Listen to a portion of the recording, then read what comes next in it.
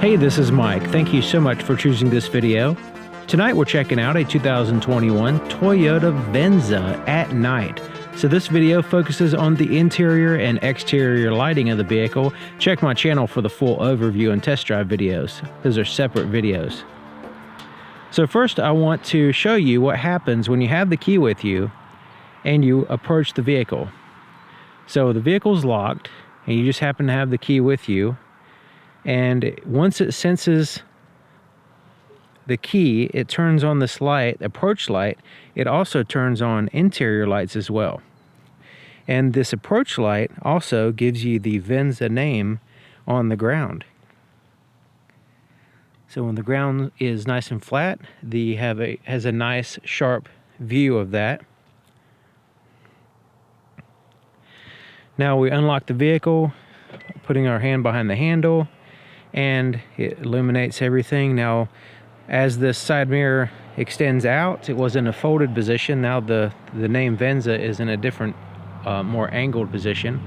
Interior lights are on. You have the ability to turn off all the exterior lights using the DRL off position on the headlight switch. Now I have the parking lights on, and it turns on these LED accent lights, daytime running lights here in the front. Looking pretty nice. They are quite bright.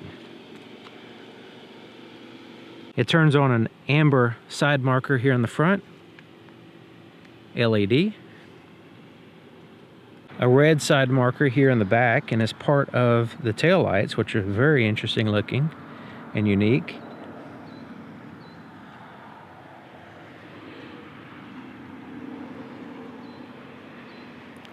All LEDs back here. Even your tag lights are LEDs.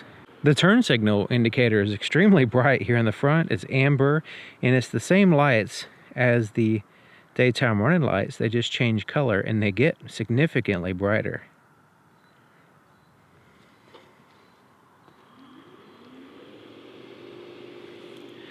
There's a turn signal indicator here on the side mirror, LED, and it's visible from the front, the side, and the back. And your turn signal here in the back is there on the bottom in amber color.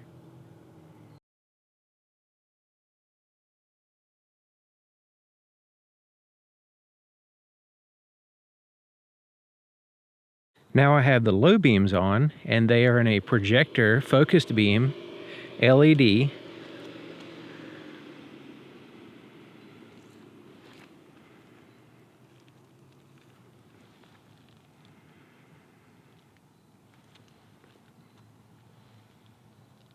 I'm going to show you what it looks like going down the road as well, but this is low beams and there's your high beams. And when we turn on high beams, you can see it's the same projector. It's just refocused.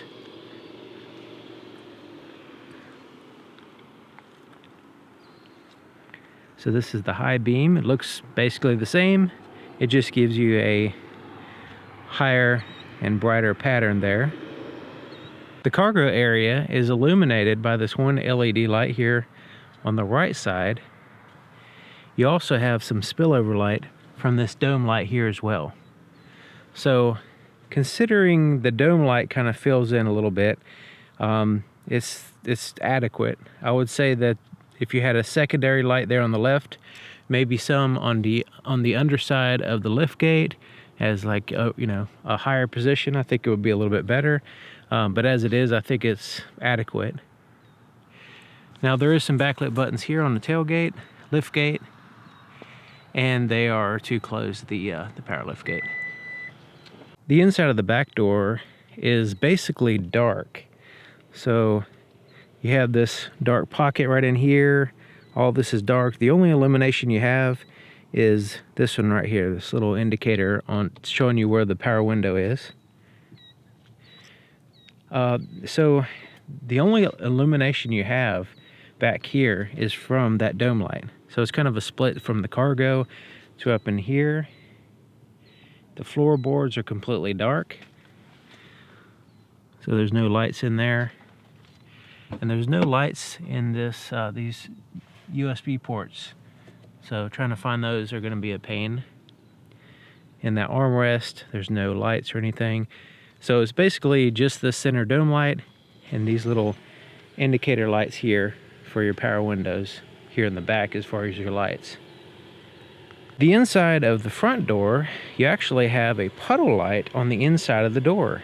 That's fantastic. So I'm really glad they added that. And you do have some accent lights. So right here, the handle has a light. There's backlit illuminated buttons for your switches there. And down here is dark. And you have a Venza badging in the sill plate here in the threshold area. There we go. You can see a little bit better there. Camera just had to figure it out. And then the floorboard has an accent lighting. I don't really call it illumination because it's so dim and it's a bluish color that, you know, if you drop something on the floor, this isn't really going to help you find something. It's not really a functional light. It's just to make it look neat. And you have some backlit buttons here to the left of the steering column. And the illumination here in the front is from this dome light and then the back light there. So not a huge amount of lights going on in this vehicle as far as now it has this massive glass in the roof, so there's not so many places you can put a light, but it does have bright light, so that helps out. I have the door open with the interior lights on, so to give you an idea of what it looks like. So let's go ahead and shut the door. See what we're left with here. Give you the big picture.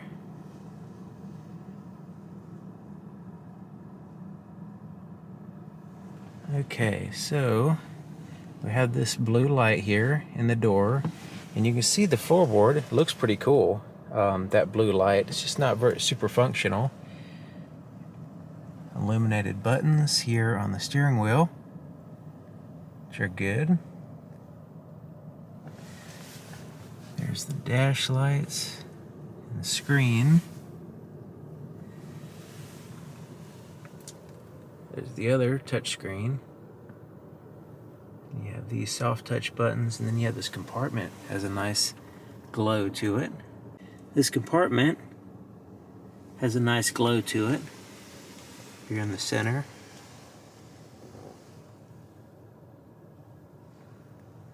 There's lights here on the side and as well as inside the compartment. There's the shifter. There's a light there on the dash, which is very interesting to me. It's just a very subtle accent light. Unless it's very dark, you can't really see it.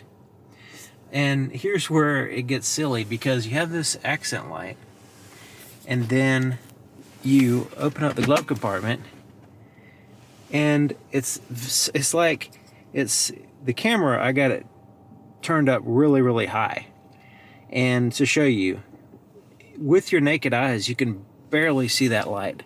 It's not a functional light as far as trying to find something in the glove compartment. It's just not really that. It's not useful at all. It does give it a nice glow and it looks good. It's just not functional. Just like the floorboard is not a functional light, it's more just for looks.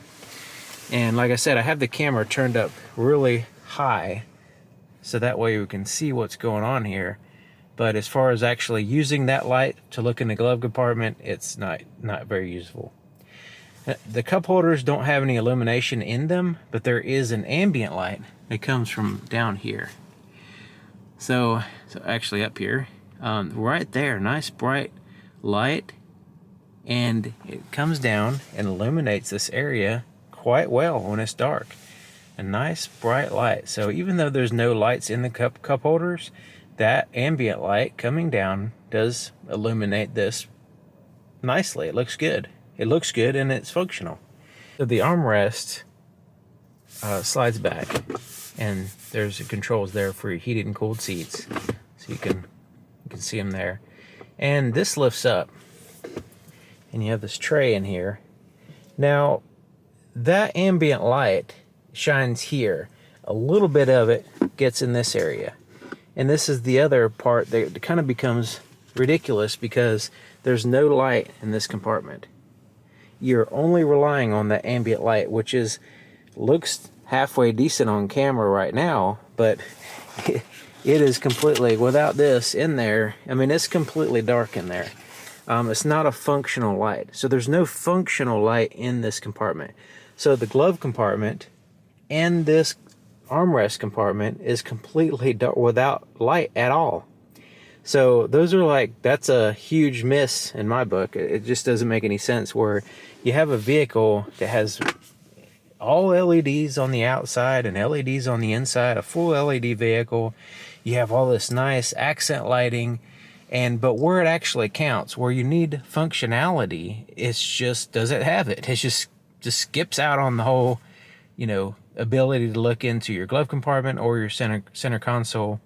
Also, this ambient light in the floorboard, this light, it's not useful. It just looks cool. So that's what I'm seeing, that there's a lot of just looks cool features, but not as much as the functional as it could be, So I think that's like the cargo area could be a little bit better. Certainly the glove compartment and the center console here could be a lot better because they have zero light other than that ambient light coming down from the top. Okay, so enough of that. So there's the rear view camera. You have a rear view mirror. This vehicle has a rear view mirror and a rear view camera, which works quite well day or night. And then we have these backlit buttons here, and there's the ambient light I pointed out earlier. And I'm glad that Toyota actually has a vehicle that has the buttons for the lights. So when you turn the lights on here, it's actually illuminated. Like even their Land Cruiser and some of their other vehicles, these buttons are just completely dark. So how are you going to find them when it's the point of having these lights is because it's dark and you need to turn on a light. And they were dark. So having these illuminated is a plus. I'm glad they did that. So the visor has a light in it and a mirror. The underside of the rear view mirror here, or camera, has some buttons. So you have home link controls, and you also have, these are your options for your screen here as well. And they're all illuminated. So quite a lot of impressive lights, and also a little bit of, some disappointments, but overall I think it's definitely a step up from, some of the other Toyotas I've seen, certainly. Especially the exterior. Now the headlights, we're going to take it down the road. The headlights are okay. I think they could be better. Just going to tell you right off the bat, my opinion is that the headlights on the Toyota Corolla is actually better than this vehicle. The headlights. So there's the pattern there. You can see it against the fence. Now I'm going to put the high beams on so you can see it goes much higher. There's the low beams.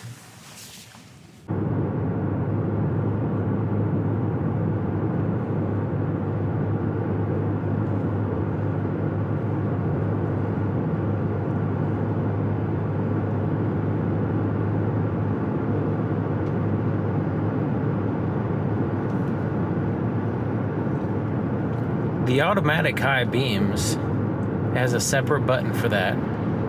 It does work quite well. It's able to dim the lights when there's a car coming, or when it sees the tail lights of a vehicle in front of you.